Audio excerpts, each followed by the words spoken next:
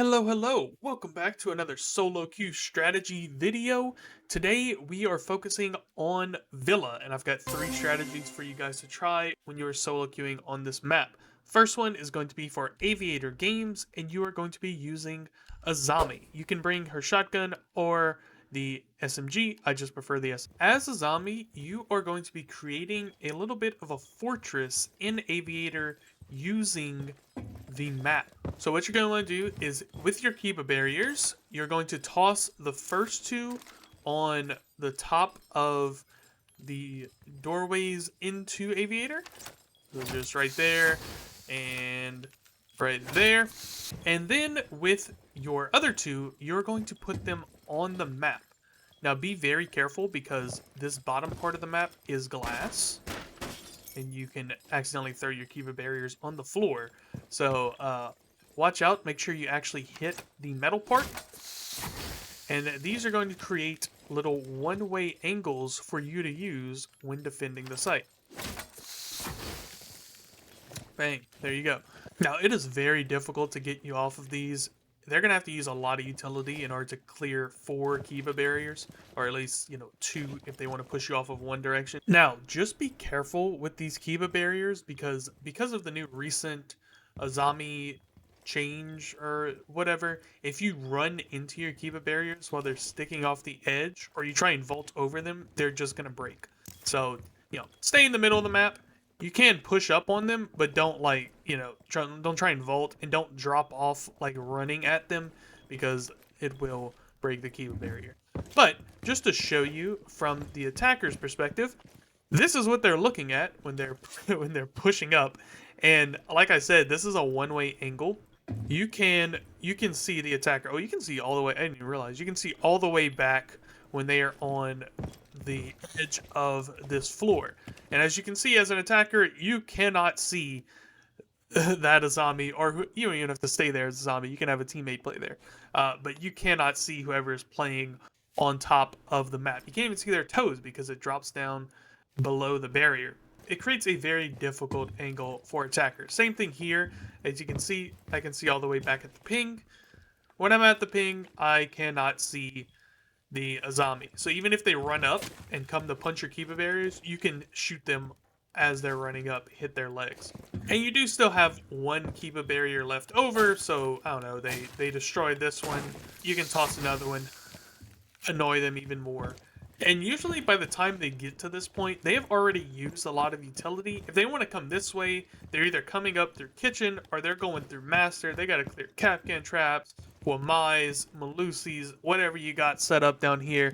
Now they got to deal with this stupid Kiba barrier setup that is nearly impossible to attack. It's also great. If it stays up to the late round, you win. They can't sneak into this room without you killing them. Same thing, they come here. They're going to be throwing stuff all over study. You got Jaegers in this room. You got someone playing right here. By the time they get all the way to the study door, they are exhausted in terms of utility. And you got Azami playing right here, waiting to slam them. So that is the first strat. Now let's move on to strat number 2.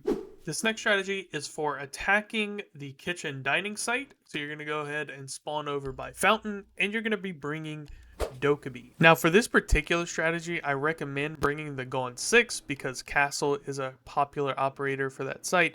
So go ahead and bring that. Normally I would bring the C75, but for this particular setup, bring the Gon 6. Now as Dokkaebi, you are going to be abusing this drop down window. Go ahead, come here, break it, drone it as normal. Make sure there's no frost mat right here. Make sure, no one's playing close in a wine cellar, just staring at you, waiting for you to drop.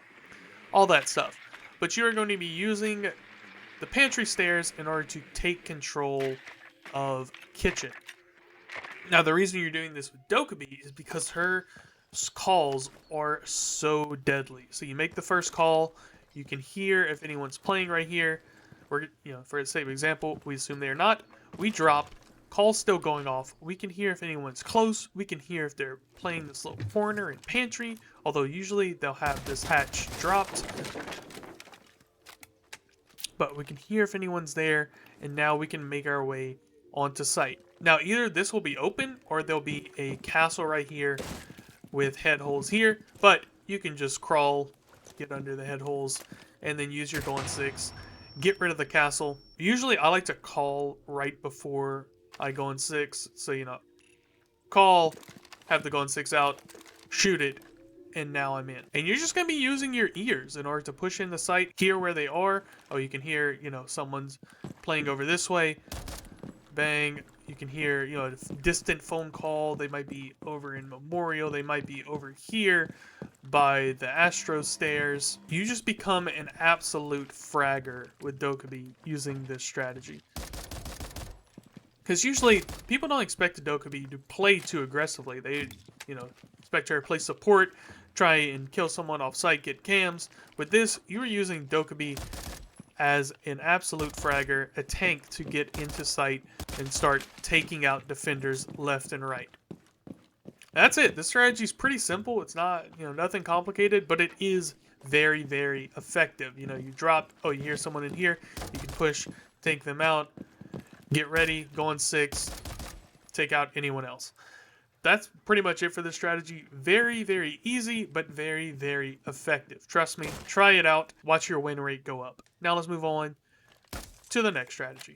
For our third and final strategy, this is going to be for defending the trophy statue site, and you are going to want to bring Mute.